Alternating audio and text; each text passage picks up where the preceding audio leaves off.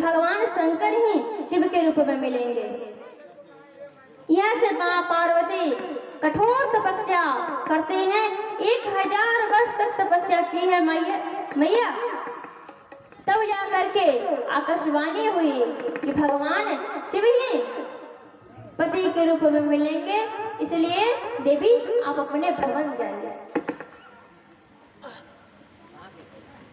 वहां से मैया अपने भवन आई है। इधर एक ताड़कासुर नाम का राक्षस था, वो सारे देवता लोगों को परेशान करके रखा था, परास्त करके रखा था। उसे वरदान था कि जो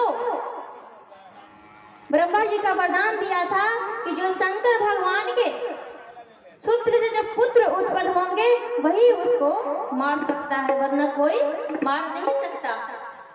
अब पुत्र के लिए तो बाबा को विवाह करना ही पड़ेगा। अब विवाह नहीं किए तो पुत्र कहां से आवे। तब एक दिन राम जी जाकर के बोले, माँ के जाने के बाद बाबा इधर समाधि में बैठे हुए थे। अब उनकी समाधि कौन खुलवाए? सारे देवता मिलके कामदेव के पास गए हैं। कामदेव को जब भेजे समाधि खुलवाने के लिए, तब कामदेव भी डर रहा है,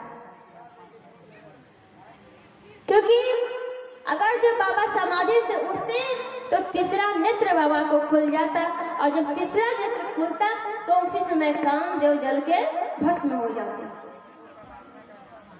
तो उसी समय कामदेव गए, आम के पत्ते के पीछे से एक बाण मारे पुष्प के, और जब बाण मारे हैं तो बाबा के ऊपर लगा, और जैसे ही बाबा के ऊपर लगा है तब शिवती शरणे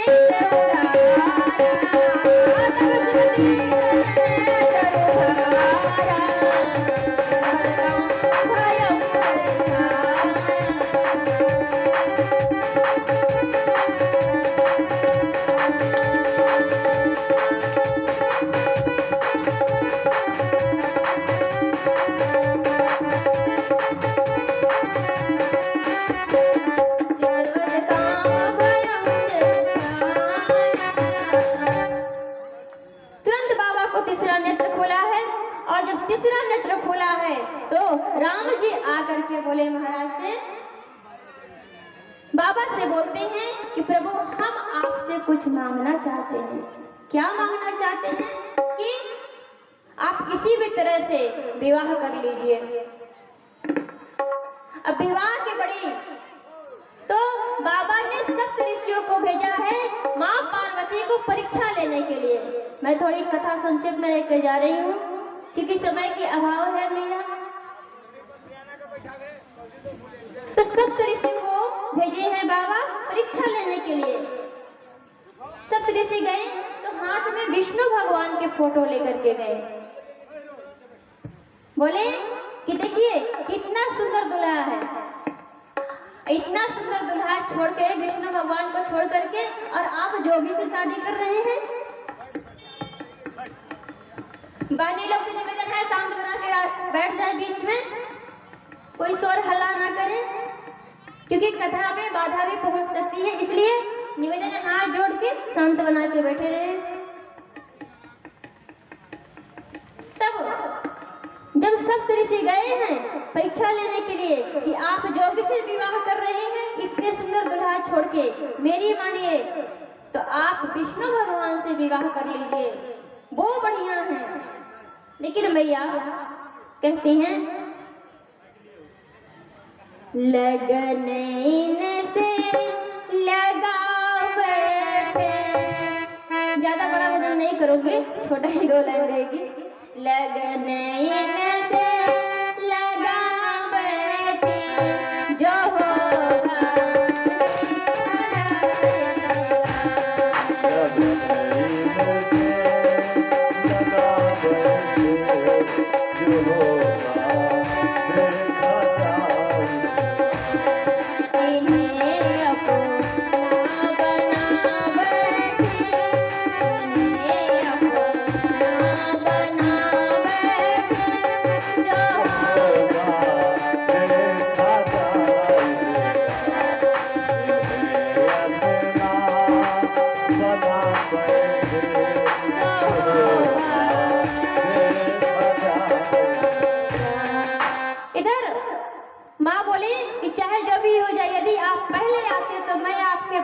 मान लेती, लेकिन आप तो बाद में आए हैं, इसलिए मेरा तो मन भगवान शिव के ऊपर ही भाता है। भगवान शिव ही मुझे पति के रूप में, मैं उनको स्वीकार करती हूँ। अब वहां से परीक्षा लेकर के सप्त ऋषि आए हैं।